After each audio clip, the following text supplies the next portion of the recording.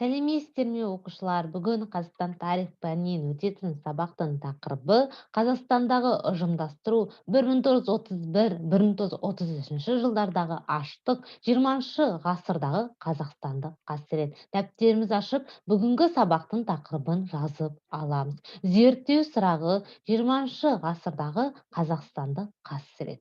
Сабақтың мақсаты 1931-1933 жылдардағы аштық себептері, 1921-1922 жылдардағы аштықтық пен 1931-1933 жылдардағы аштықты салыстыру.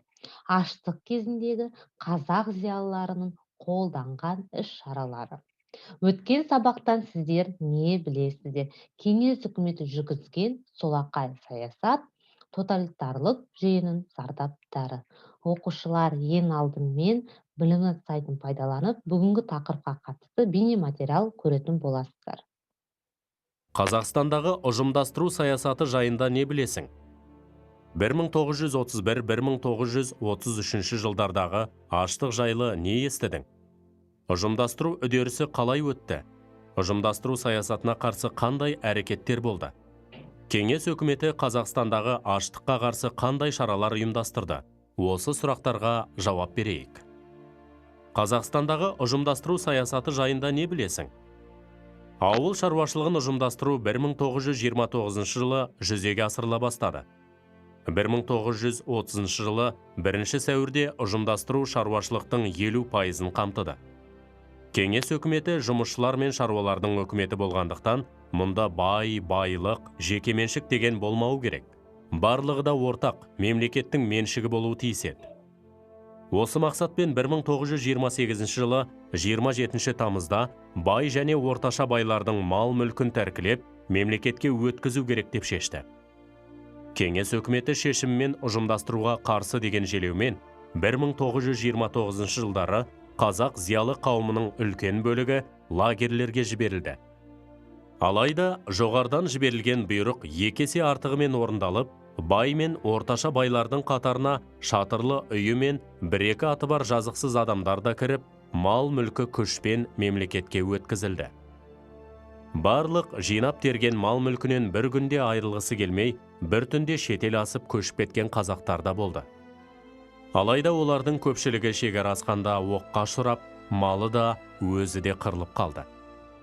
1931-1933 жылдардағы аштық жайлы не естідің? Ұжымдастыру үдерісі қалай өтті?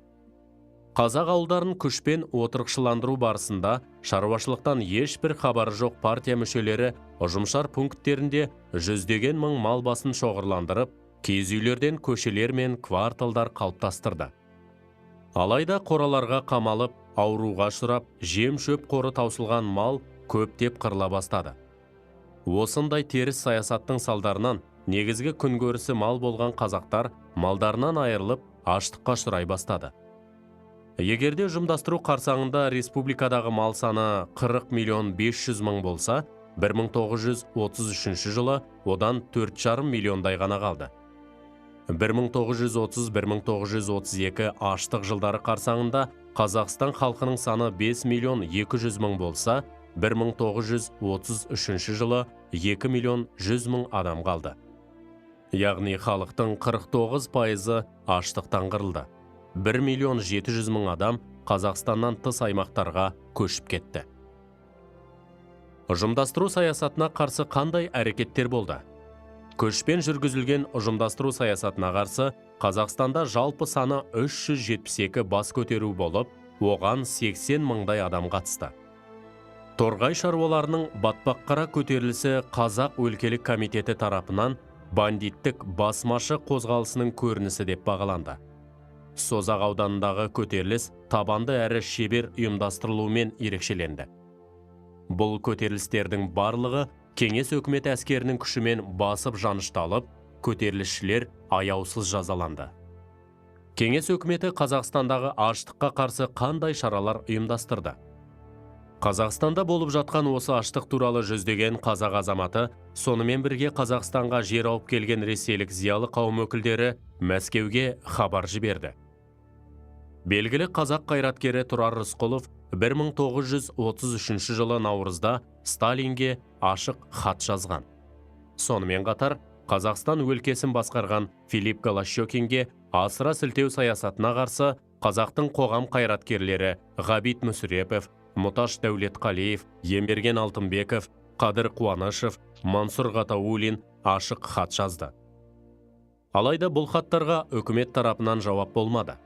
Тек 1933 жылы Голощекин биліктен алынды. Бірақ бәрі де кеш еді. Қазақ халқы орны толмас үлкен қасіретке ұшырады. Қорыта айтсақ, кеңес өкіметіне қазақ сияқты өз жері, дәулеті, малы мол елдің керегі жоқ еді. Қазақстанға басқа аймақтардан ұлт өкілдерін алып келіп, үлкен лагер жасауды жоспарлады. Осы себептерден 1929 жылдан бастап патшалық Ресей кезіндегі көші-қон басқармасы қайтадан жұмыс істей бастады. Сонымен бірге Сарыарқа даласында Карлаг Қарағанды лагері құрылды. Кеңес өкіметінің осындай қитұрқы саясатына қарамастан, қазақ халқы соңғы күші сарқылғанша өмір үшін күресіп жатты. Орыстың ұлы ақыны Валерий Михайлов 1931-1933 жылдары аштықта Қазақстанда қаза болғандар санын ешкім дәл анықтай алмайды. Бірақ іс қанша адам өлгенде емес, адамның адамгершілігінің өлгенінде деп жазды. Қазақстан әлеуметтік эксперимент жүргізудің ошағына айналды. Оқушылар, мини материалды көріп аяқтадық.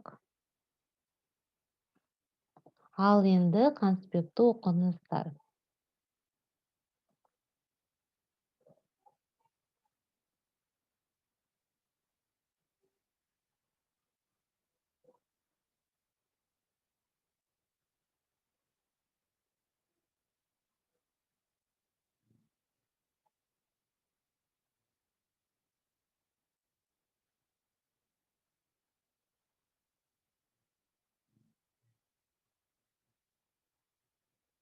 Оқушылар, конспектті оқып болсаңыздар, тапсырма орындайық.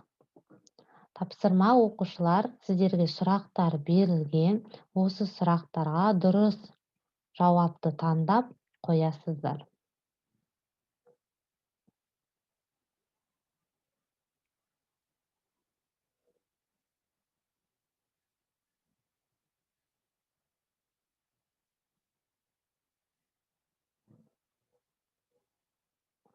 Оқушылар, егер сіздер сұрақтарға жауап берсеңіздер, бүгінгі біздің сабақ аяқталды. Сау болыңыздар.